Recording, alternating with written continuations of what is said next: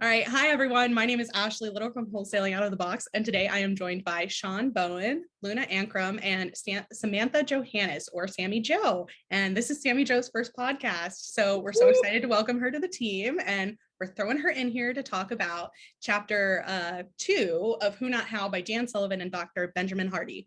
Throughout this book, you'll learn to shift your perspective from how can I do this to who can do this for me. Making this shift involves retraining your brain to stop limiting your potential based on what you can do on your own and instead focus on the infinite and endless connections between yourself and other people, as well as the limitless transformation possible throughout those connections. Step 1 in this shift is definitely reading this book and thinking about how to apply it to your own life. So without further ado, Sean, why don't you talk us through some takeaways from this chapter? And what's the chapter's title? Yeah, the truth about procrastination and how to kill it. That's the name of this chapter. And this entire book is awesome. And I've probably listened to it. This is my third time going through this book because when I first read it, it was a recommendation out of somebody else, and it was constant, meaning like it kept happening. What's taking up all your time? What's going on? Like, why are you wasting so much time? And I was like, man, I can't figure this out. I can't figure that out. And they're like, why are you trying to figure any of that out? Why don't you hire somebody to do it? And I was like, well, what? Like, that just didn't make sense. It didn't click in my head, right? So I think this specific one is just procrastination, how to kill it and how it can be beneficial actually to procrastinate in two ways. Procrastinate to actually get it done, but procrastinate to, how do I say this best? Procrastinating to get it done because you take more time to think about it, but then that's moved over to the person that's actually going to help you solve the problem. So takeaways from the chapter where people waste a large portion of their lives procrastinating. Procrastination is the byproduct of having a goal and asking how instead of who, right? So you're wasting a lot of time trying to figure out how to do it versus there's a specific person for everything that's what they're really good at, and finding that person, right? I say it like put the right ass in the right seat. So then going back to procrastination has many negative effects such as decreased well-being, frustration, and ultimately a loss of ambition. So like taking away a lot of energy from you, right? That's another piece I talk about is we actually just dealt with this on a deal, right? And we've talked about this before where procrastinating to know that we're not going to worry about that anymore, that cost, that number, that thing. Like if it's less than $1,000, we're done talking about it. Like it's gone. Sort of. Kind of. Sometimes I just want to complain, right? Like that, and I'm like, just give me 5 minutes. And he's like, okay, you can have 5 minutes. So there's that, right? That's all I want. There's the drama, and then there's the data, right? So like we play with some of the drama because it's got to be there, it's got to be talked about, it's fun. But then going back to the data says like our time is worth more, so we don't need to waste it anymore. And I think that's another piece of this is just realizing, like, what am I doing to ultimately just drag this out versus take it to the finish line, right? And then I think procrastination is actually wisdom. This is was interesting. It is your inner genius saying the goal is amazing, but you're not the one to do everything involved, right? So I think that piece right there is big. I think you have to recognize like that's not what you're good at, right? So this goes back to again, I keep saying this, like putting the right ass in the right seat, but who is the person that can do that, right? If we're talking about organization, like I am not nearly as organized as Ashley has gotten us today, right? So that she's really good at that. Sales, that's what we're good at. That's what I am good at. So whether it be from the acquisition side to the disposition side, like that kind of stuff, to translate that over to our new acquisitions team and our dispositions guys, like Sammy Joe, you can talk to this about the training that's happened, right? Like from what Cam knew as I taught, and then what he's developed, and now what he's passed down to you, right? Yeah. So like this is all really important stuff that procrastination can just sometimes be a good thing, right? But most of the time it's a bad thing. It just takes away from your energy. It takes away from what you can be more productive at and causing you to really waste a lot of time.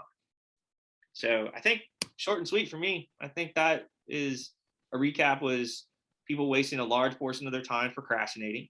The byproduct of having a goal and asking how instead of who. Negative effects, it just takes away from you and your well-being is a big part of that. And Oh, you've got this word highlighted here. I didn't even say Yeah. it. So I gave this section to Sean, and I was so excited to hear him say this word, because anyone that's been on this podcast or like listened to it before knows he has a hard time reading out loud. And then he didn't say it. So I was gonna go back and make him say it or try to read it. Do you know what it is? So paradoxically, Paradoxically. paradoxically, Yeah. Paradoxically. Well, hey, for all those listening, there it is. There's Wasn't too bad. I just wanted to hear him say it. So meaning it's the same, like it's a paradox. So paradox. Even though it has negative effects, there are some good things about it. But yeah. Okay. And then this is that insight we were talking about, like the inner genius. It's an amazing idea and it's an amazing goal. You're just not the one to complete it. Mm-hmm. And I can totally attest to that, right? Like come up with these ideas, visionary as a company owner, right? And then pass it over to Ashley, and then she starts to put it to different people. It comes back and is like, it's not even what I thought. It's better, right? It's like way better, right?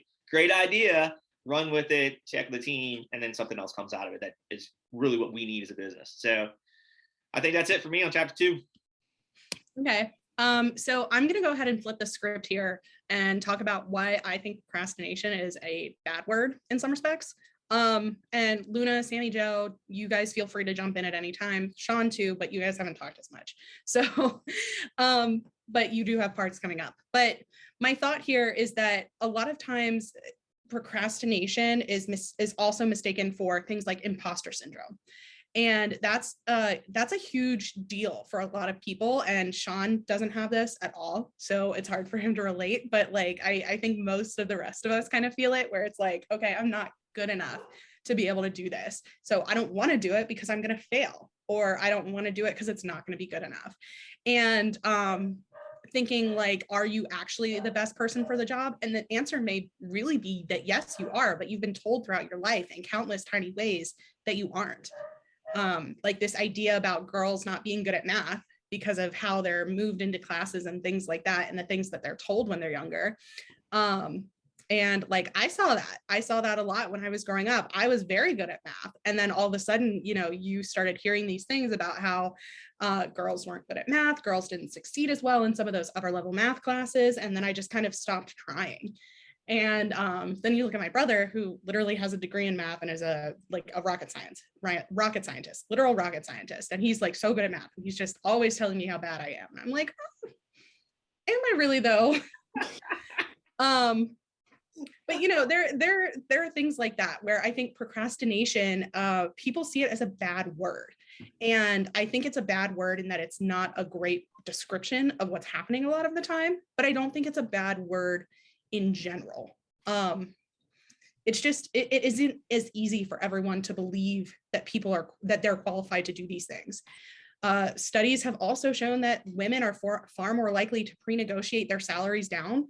So like to go in and say, oh, I'm going to ask for 50,000 because that's really what I want. And then they're like, oh, but will they give it to me? Is that going too high? So I'm actually only going to ask for 45. And then because you've asked for 45, the hiring manager comes back and says 40, and then you're negotiating from a lower spot. And you end up with 42 when you could have had 47. And men are also more likely to apply for jobs where they don't meet all of the criteria or the qualifications, whereas women like to be overqualified before they even apply. So that's taking themselves out of the running. And you especially see that with racial breakdowns as well. So like women of color and men, people of color in general, are just have so much more of that too, that imposter syndrome, that negotiating with themselves where they're like, I really want this job, so I'm going to cut back on the salary and things like that. So I think, procrastination doesn't always come from this place of laziness. It shouldn't be synonymous with lazy, because sometimes you really can't help it. Things like mental illness, or like I have ADHD. So if I don't take my medication in the morning, there are days when I want to work, but it's hard. I just can't figure out how to get started. And it's a literal wiring of my brain. So, I mean, it's not an excuse, it's just an explanation. Whereas I know if I take my medication in the morning, it's like, oh yeah, I can do this. I am ready. And it just sort of depends. other things that might, like other mental illnesses like depression or anxiety, could keep you from getting things done and procrastinating more. And then worrying about other aspects of your life. Maybe you're trying to wait and you're like, oh God, my mom just called, she's waiting for her COVID test. I can't focus right now. I'm procrastinating because of that. And it's not really a bad procrastination. So hopefully all of that makes sense. I just talked a lot and didn't mean to. So Sammy Jo, Luna, Sean, any insights on procrastination versus imposter syndrome, good procrastination versus bad procrastination versus laziness? I have a little bit. Yeah. Everything that you and Sean pretty much spelled out, and the book, just listening to it, I've lived it literally in the last 365 days plus of my life. Like literally, I came from being a property manager and, the 9-to-5 corporate structure, things like that. And it became where I was procrastinating because I had gotten my real estate license and I had planned to go that route, and I was planning to do investing and things of that nature. And I had been studying and researching for years how to do it. And I just did not know where to go. I didn't have my who. I didn't have, it was a lot of how, and imposter syndrome all day. The way that I got out of that position was, I decided to take up for myself in negotiating my salary. I knew the work that I was putting in, and I knew what I was worth, and I knew I had my license. I knew I was ready to go take off in real estate, but I didn't know how to go about it. And it was like, I don't have the time. If I am ready to go all in real estate, I have to go all in. And I gave them a 3-week notice and kind of, called the shot. Literally, and full circle came into my life. It was like the stars aligned, literally. And coming on as an acquisitions manager, and I feel like I'm coming into my own. People are like telling me, like, even it's crazy. Me and my mom just had a conversation yesterday. My parents are from, and I'm gonna try not to say a whole lot in a little bit, but I come from a Caribbean background where my dad's from the Virgin Islands and my mom's from Jamaica. And coming from that culture, it was always healthcare doctor. That's the goal. That's where you go. My mom's a nurse. So of course she pushed that. Went off to college, and I feel like I went $90,000 in debt for something that I didn't like. Had I known that you could do real estate as early as 18, I maybe would have found my passion a little quicker. I was just always put into that imposter, like, and then kind of the things you talk about. Am I too, am I the right person for this? Like, is it something that I can do? Coming from where I come from, can I learn these things? Can I utilize my time and leverage that time? And that's what I decided to do when I left my position, was leverage the time, leverage my dedication and my drive. And what my mom said yesterday was, I have the drive out of her kids. She sees the drive in me more, where if I want something, I'm going to go and get it. And I'm going to find out what it takes to. And so that's something I just learned in the last 90 days. So it's something that's ever changing. And, this book speaks a lot to it. And I think what you said, good and bad procrastination. I procrastinated on my real estate coursework for a year.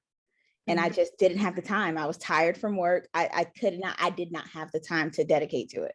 And once I finally had it, I'm like, no, I'm going to work full time, do real estate part-time. It'll work out. And then I just got burnt out. And I was like, you know what? My time can best be utilized, putting all my energy into myself. That's so awesome to hear. Yeah. That's so cool. And just for you guys at home, Sammy Jo's been with us for about 4 weeks now. And maybe 5, somewhere in that range. And she just got her first deal under contract. Woo-hoo. So I know it's been it's hard in the beginning because you're basically just making calls and trying to reach out to sellers like, hey, please let me buy your house. But now hopefully you're going to see some different things, some diversity, some action, some traction, everything like that. Yeah. So. Yeah. I see it coming. The things that Cam and everyone in this group, I've learned something from everyone in this group for the time that I've been here, and specifically Cam, Jacob, and Sean being kind of the acquisitions, and even Kaylee, you know, learning different things about how to talk to sellers and knowing different ways to, you know, make the seller know, I'm not here to cheat you. I'm here to help as best I can if you allow me to. And I've seen that progress and change in my conversations. So it's exciting. Huge shift. That's awesome. Yeah. That's so cool. Anything from you, Luna, before we go back to Sammy Jo on her section?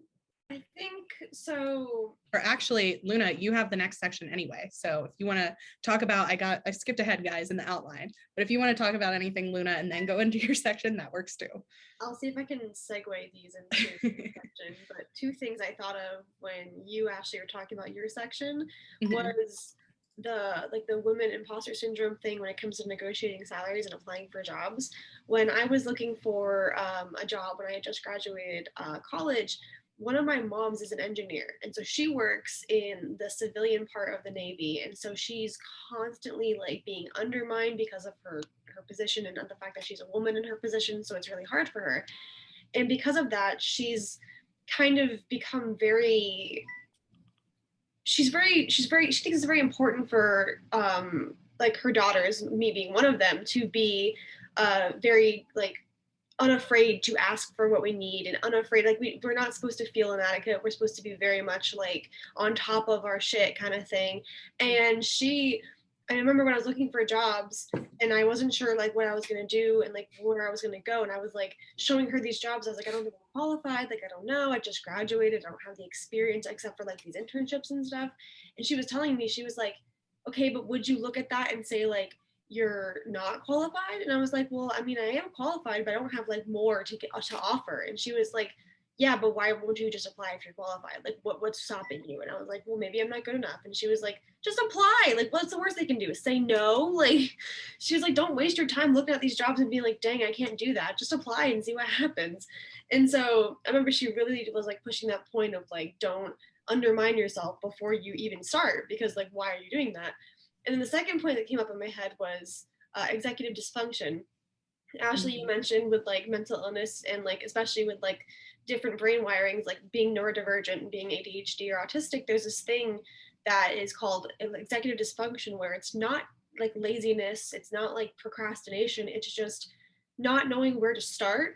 And I think part of that can hinder the delegating process, because if you don't know where you're starting, you don't know who else can start where. And there's my segue, perfect. So with that, basically for me, it's been a little hard to figure out what I can give over to others and then where to start them. Because with me, it took me a while to decide, okay, so here's where my time goes and I'm going to start my day doing this and then go into this. But knowing where to start, I find, is always the hardest process. And I think part of that goes back to the vision, because you have to be very clear and explicit, like in your vision, just knowing what you're going to create before you can delegate, before you can be like in a leadership role. Because if your vision's confusing, no one else is going to know what to do either. So basically, if something is wrong with your vision, or maybe you didn't communicate something correctly, it helps to be able to kind of reset and go back and kind of call yourself on it and be like, no, like that's not what I meant. Or at the very least, be willing to like reset, or I guess fix what went wrong, especially if, someone that you have delegated to gives you a better way to do the same thing that you were going to do. And that goes back, I think, to what Sean was saying about having the right ass in the right seat, because you're having people who can come back to you and tell you like, yeah, I know you want this, but that's like not something that we can do, or it would work better if we did it like this. And having, the ability to put aside the pride and say, yeah, okay, I like the fact that we can do this more efficiently than what I could have thought of. So it all comes back to having the right people in the right roles. And so that's kind of where I am with that. And then real quick, Luna, if it's okay, thinking about that too, it really helps to find someone, if you can, that can help you clarify that vision as well. because I feel like there are some things in our company where Sean is definitely the visionary, but before it goes down the pipeline, it's like we have to discuss it because he's like, yeah, I want to do this. And I'm like, I have no idea what you're talking about. I need you to give me more detail here. He's like, I want, I'm trying to think of a good example of something. Oh, God, Sean, anything. Our mastermind. Like we started. Oh yeah. He's like, yeah, I don't know when this episode is coming out compared to the mastermind, but we're gonna start promoting it more on the podcast as well. He's like, I want to do a mastermind. And I'm like, okay, but what does that look like? What details can I give to everyone else who has to be involved in this? Because Luna's got to do a lot of the marketing. Cam, Jacob, Sammy, Joe, they're going to be there at like some parts. Do they need to be there the whole time? What do they need to be doing so that I know who is doing what and I need more information? So having someone that can help you like go back upward to clarify that vision is super helpful. Yeah, dissecting it, right? There's a vision that's in my head. Great.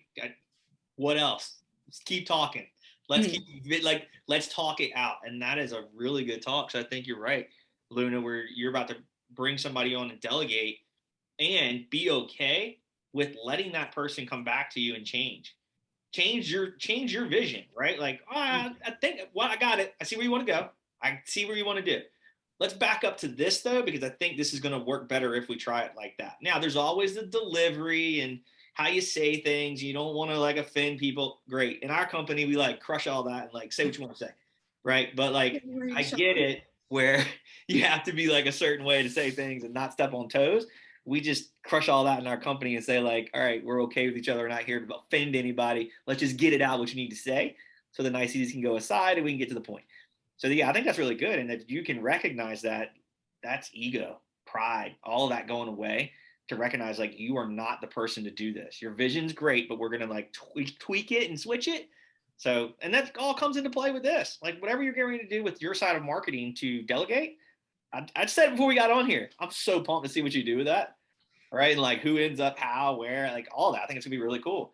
It's like Kristen, my wife was telling me something about the other day that you sit in a room and you tell somebody a sentence and it goes to a next person, goes to a next person. By the time it gets around to like the sixth person, it's not even close to what the beginning of the sentence was.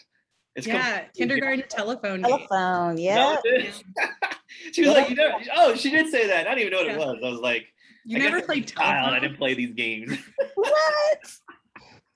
So I just think that's interesting to think about because my wife and I talk about a lot of this stuff with personal and business and like some of the things she does with CrossFit and how we do it with our company and like how they kind of intertwine and how I've taken ideas from what they do as like a multi-million-dollar company to us and where we're trying to go as a company and like implement things and bring them up. So I think that's a really good bring up, Luna. I like it. Yeah. Sorry for interrupting, Luna. You can go back to where you were. You started a great conversation there. That's completely good.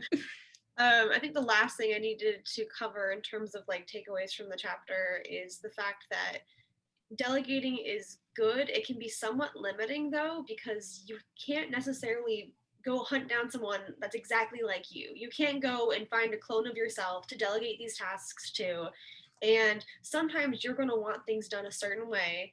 And like I said before, sometimes they have to be done slightly different, or sometimes you have to make what you want more clear. And sometimes it comes back to being able to assess what you're saying and making sure that what you're saying is reaching the person that you're delegating to, and making sure that you're not closed-minded about the way they're coming back to you and possibly fixing or adjusting the process. So really, for a lot of people, when it comes down to delegating, you have to just accept the fact that who you delegate to is not a clone of yourself, and they're going to do something differently, and that's just kind of the part of the process. So I think that's the last thing I had to touch on with that. Yeah. And I think Luna, like to go right into kind of my section, tying right into delegating, people use the quote, I forget the whole quote, but it's like, if not me, then who? And they use it as a motivation to say like, if I'm the perfect person to do it. But at the same time, you can turn that around and say, if not me, then who's going to be the best person to take this over? Like, who can help me achieve this? It may be a stretch if you've never really committed to huge goals. Like for instance, me, I had just gotten started in real estate in 2021 for real. So it was in my best interest when I was deciding what path I would take and deciding to come on with Full Circle. It would make sense to get with the company who's already 12 years in, more than 12 years in, and, give my talents as much as I can in that space and see where it goes, from there. So you definitely want to be able to, like you said, delegate and determine who's going to help me with that clear and precise vision. And there are countless brilliant and capable who's out there waiting and wanting to help. You just have to let them. I think a lot of times, I know for me, it's hard for me to let go. Like we said earlier, like, I don't know if you can do exactly what I need you to do, but there's people out there, there are brilliant human beings all over this world. People just have to find their spots and contribute to those places.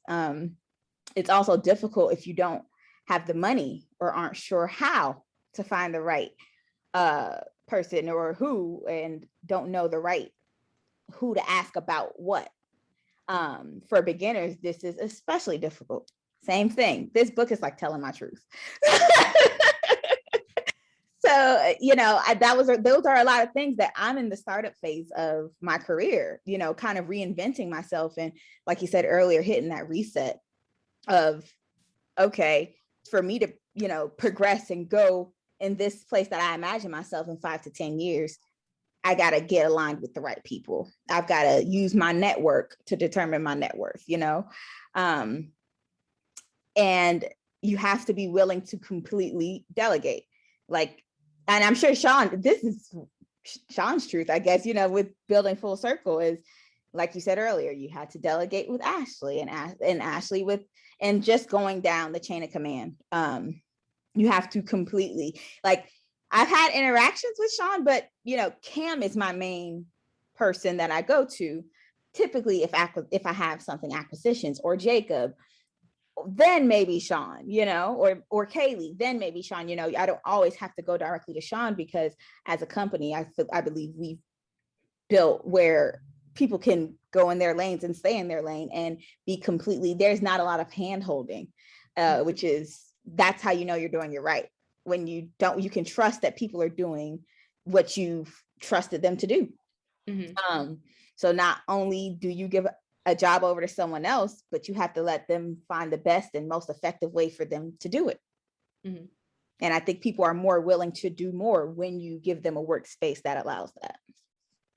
Growth. Yeah, that's a good point. And I think one thing that we do really well too is we have an acquisition specific chat. And so I think that helps, because if you have a question, I think this happened over the last couple of days too, you had a question and you put it in there. And then I think Kaylee came in and was helping you with something. And then I came in and was helping with another aspect of that deal. So having that acquisitions chat really helps, because anyone can jump in based on, you had a title question. That's obviously going to be a me answer. Cam knows some of it, but not as well as I do. And right. So things like that people are going to be able to say, oh no, this is, here's the answer. Here's what you're looking for, that kind of thing. Not just saying, oh, you have to go to your immediate supervisor. It's less of a linear kind of thing and more of a, I don't know, horizontal. It's still a line. It more of a group of Venn diagram. I don't know. I feel like I had the metaphor and then it just left me. It just yeah. Yeah. I think you guys bring up really good talks about how the company's set up, but also bring it back into these beginners and what they feel like. I think a lot of people are too worried about, they're looking at people on social media. They're looking at their success now. They're not thinking about, or even beginning to think about, what it took to get there, right? The sleepless nights, the shit to run through, walk through, the hell to get here. You know what I mean? It's not all peaches and rainbows, man. And that's the part that a lot of people don't talk about. And that's another piece of our company is there's nothing to hide here, right? We want everybody in the company to know what's going on, because we want to recognize either why we're being successful or we're not, right? And that's an open talk that I want in my company to be, because again, there should be no reason why you can't talk to somebody certain, but like you said, everybody stays in their lane. Right? People know what they need to do. We got running jokes all the time about I'll come in and say something and I got this GIF. It's this car accident where a car is coming over in a lane. It's just Oh man, why are you even over here? Just go back over there. We got it. We're good. And I think that lets people grow. It allows them to come up with ideas. They freely talk about it. They don't feel like judgment's happening, right? Like the judgment-free zone. There's no judging and brainstorming. That's like the running joke between me and my wife, because every time we talk, we come up with ideas. Whoa, whoa, whoa. Why are you shooting stuff down? We're just talking, right? So just like our company, we do the same thing. And I think that you guys have brought it all back together where this is really important to know. Like when you're hiring people and delegating things, it is not easy. It is not easy at all. But you have to trust that the process that got you there, the hiring process for asking a certain kind of questions, to know that that person's going to do something different than what you do. And yeah, you're not cloning yourself. Why do you want to clone yourself? Why do you want to bring somebody that's on identical to you? If anything, you want to bring them better than you. You want them to do way better than you. So I mean, that's kind of hard for some people. But, no, yeah, and I think that I had a really good point here. Damn it. Too busy digging on me. I know, yeah. No, and something that we are trying to implement in our company now, as all of us are starting to let go of the vine a little bit more, is this thing like, is this asking, like, are you looking for a solution? Or is this just an explanation or event session? So, and that can mean like sometimes with marketing stuff, Luna and I have had a lot of meetings about this mastermind that's coming up, and we'll go and tomorrow's biz dev and we'll have updates for everyone, but it's more of an update. It is okay, this is what we've decided on. This is how we're moving forward. It's not hey, what are you guys' ideas for this? It's not supposed to be a deep dive that's going to take an hour. It's supposed to be like a 5 to 10 minute update just so everyone is aware of the situation.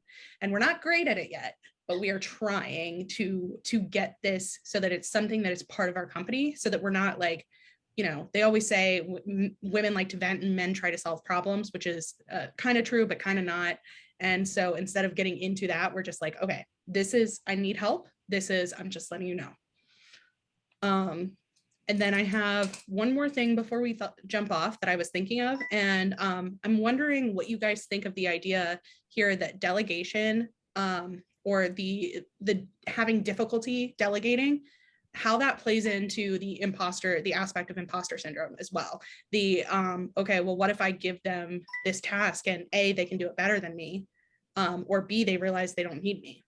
Like how much of that is involved as well? Because I think for me, that was a big part too, where it was kind of like, especially in the beginning, when I first started, it's like, oh God, well, what if if I'm giving it away, giving this to a VA who can do it for a lot cheaper than I'm being paid, why would they keep me on? And now, I mean, I've got all the passwords. So like, really, what can they do? But it's that idea as well. So Luna, Sammy, Joe, Sean, anything on that? Go for it, ladies. What you got?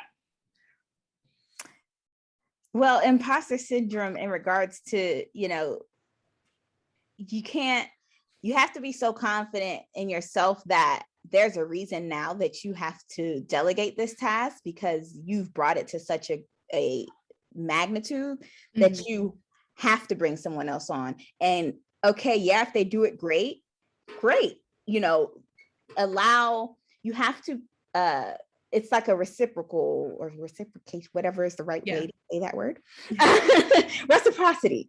It has to be some reciprocity there where that person is getting something from you, but they're also being of value. And you have to remind yourself that it's not that they're going to do better. You know that you're only you.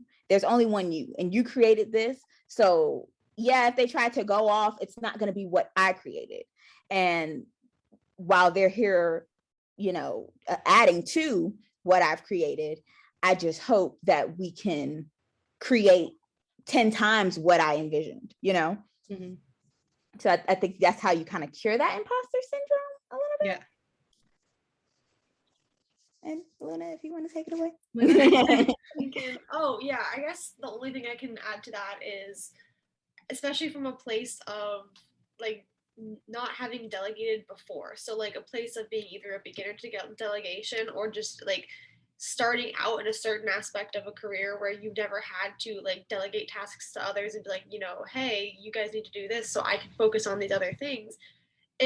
ties into the imposter syndrome, because then I know for me, it, I was hesitant with the VA thing because of the whole, my brain kind of immediately went to, well, if I can't handle all these tasks at once, why am I on board as the person that they hired for marketing? Like, in my mind, I was like, I should be able to take literally every single thing they're telling me to do and do it every single thing, whether that means 24/7 or not, And it got to the point where I think even Ashley noticed. She was like, you can hand off stuff to the VAs, and I was like, yeah, but do I want to? And I didn't.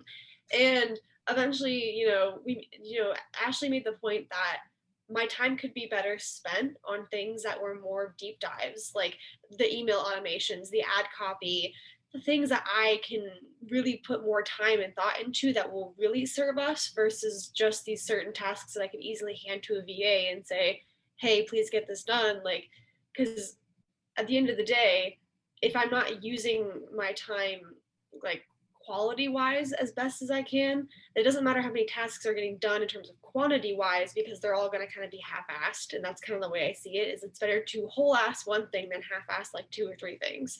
Mm-hmm. Because if you don't, it's just going to turn out, 3 half-ass things, and that's not good. Yeah. So that's all be shit. Yeah. Dude, that is so awesome to hear. All of y'all are hitting the same thing. All of you. And it comes back to time, value of money, right? You all have a certain role in the company, and you're all valuable. That's your original value, and you've increased it as you get better in the company, right? Mm-hmm. That's why I say, starting with Ashley, she comes up with these ideas and then she tossed them off, right? And then now marketing, Luna's coming up with ideas, and she's came up with these things that have to be done, but like, that's a VA thing because it doesn't take up my time.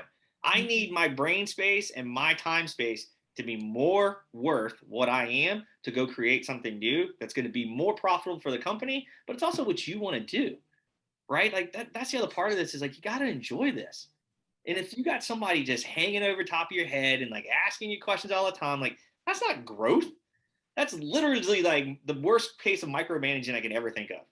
And I as a business owner have no interest in that whatsoever, right? And so I think it's awesome that you guys see that. I think it's awesome to watch that happen. And as it keeps going, right? Like, hopefully, Sammy Joe, as you're around for a while, it turns into where now you're a senior acquisitions person overseeing a new junior. And of course, you're making a portion of that, but that's growing with the company, right? That could be multiple markets that you're overseeing 2-3 markets, right? And now you make a portion of that while you've built something on top of it. Hey, I recommend this or that. Same thing goes back to Ashley. I mean, it's funny. I love it when she's like, I got the passwords. Ashley's created so much inside this company to where it doesn't matter. Like, nobody could come in and try to recreate that and like do it. I would way rather have her stick around and do things and be like, let me go try to find somebody else that can do that. You know what I mean? When I first started this and when I brought Ashley on, the same thing still holds to today, that will stay as long as she's around, right? Like, we will always grow and she will always be right there, right? And no matter what will happen, we will make sure that she's taken care of because she helped us get there, right? So that, I want you guys to recognize that too. And everybody's listening to this, right? It doesn't matter if it's your company, you're building a company, you need to have those people work with you because it's not just about you. It's them, their time. They're building into something, and what they're building is part of you, like you and your company, right? So you got to take care of those people. And no matter what you got to do, you do it.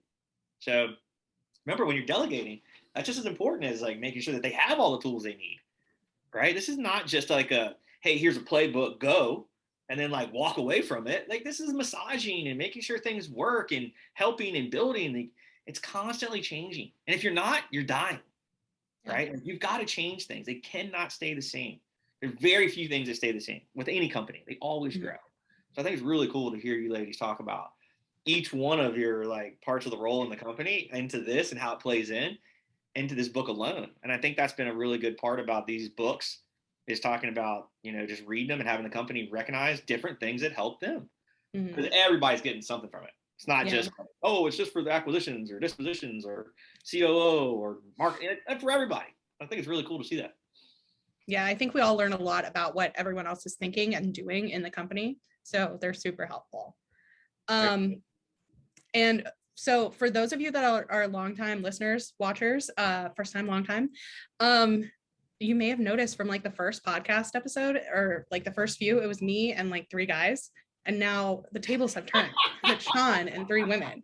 So I just, he's learning a lot about women's issues being on this podcast with all of us today. Love it. But do you guys have anything else you want to talk about before we sign off? This one ended up being long, but I think it was a really good discussion. Really good. Yeah. The last thing I'll add to it is just pretty much sums up.